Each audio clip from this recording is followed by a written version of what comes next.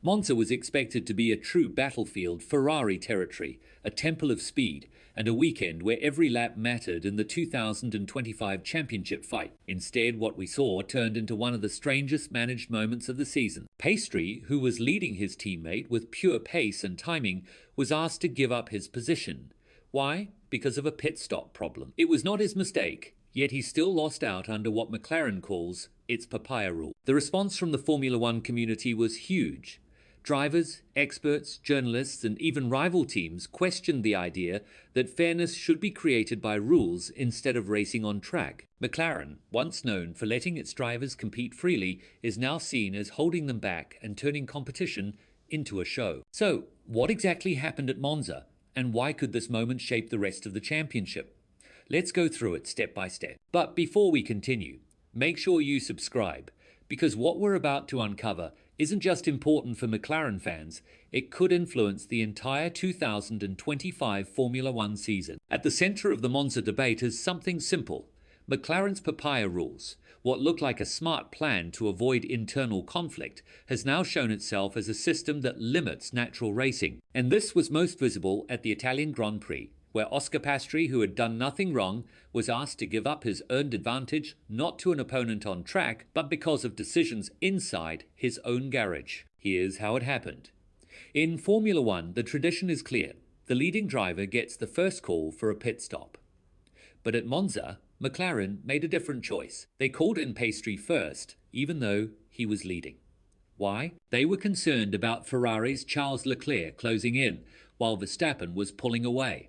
It seemed like a calculated move. Piastri's stop was perfect, just 1.91 seconds, the fastest of the race. It put him in a strong position.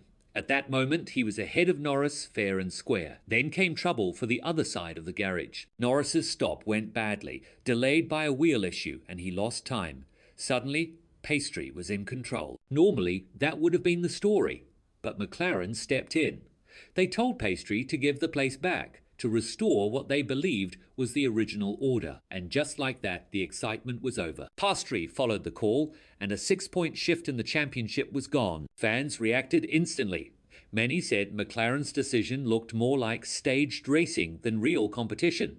Piastri, once seen as a bold new talent, looked restricted by team orders. Even Max Verstappen, the defending champion, joked about it when he heard. His reaction summed up what many were thinking: this did not feel like natural racing. And this is where the bigger issue comes in.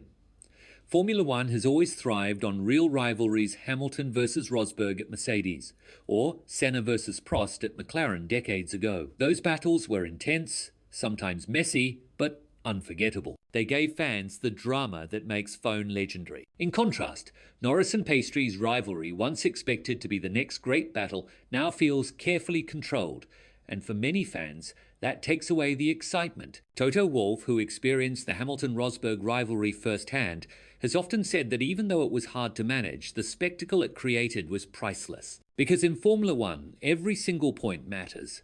Hamilton lost a title by just 1 point in 2007. Felipe Massa lost a championship in 2008 by only a single lap. 6 points can change careers. And that's why Monza might be remembered as a turning point for the entire season. In contrast, Norris and Piastri's rivalry, once expected to be the next great intra-team battle, has been carefully managed, controlled, and stripped of risk. For many fans, that takes away the excitement. Toto Wolff's perspective makes this clear. As someone who lived through the Hamilton-Rosberg rivalry, he understands how difficult it is to manage two strong drivers, but he also knows the value of real competition. True champions fight for every single point, no matter the situation. Hamilton once lost a title by just 1 point in 2007. Felipe Massa missed out on a championship in 2008 by only a single lap. In Formula One, even 6 points can change history. Fans are already asking, was Norris truly unlucky, or was McLaren's call a hidden way to favour him? These questions will not disappear. They will return at every pit stop, every team strategy, and every radio message. And there is also the mental side to consider. How does Piastri handle this? On paper, he is still leading the championship, but in reality, he was asked to step aside for his teammate. Every driver has pride, and Piastri is no different. Will frustration grow? Will there come a moment when he refuses to follow instructions? If that happens, McLaren could face the very conflict they were trying to avoid. By managing too tightly, they may have created new problems for themselves. Even more concerning is what this shows to rival teams. Red Bull and Ferrari now know McLaren is willing to restrict its drivers' instincts for the sake of order. That makes them predictable. And in Formula One, predictability is a weakness. Verstappen, for example, would never give up a position just to protect an agreement. That's why he is seen as relentless and why he commands respect. McLaren, on the other hand, risks being viewed as too cautious. So what does this mean for the championship right now? Piastri remains ahead, but the gap is closing, and the momentum could already be shifting toward Norris. If McLaren keeps stepping in, Norris may quietly reduce the lead with the team's support. And if the season ends with Norris ahead of Piastri by fewer than 6 points, Monza could be remembered as the decisive turning point the day McLaren changed the course of the title. So here's the big question. Has McLaren secured its championship hopes, or has it created its own downfall? Will Piastri regret following the Papaya Rules, or will history see him as the driver who stayed patient and won in the end? Share your thoughts, because Monza may have reshaped this entire title fight.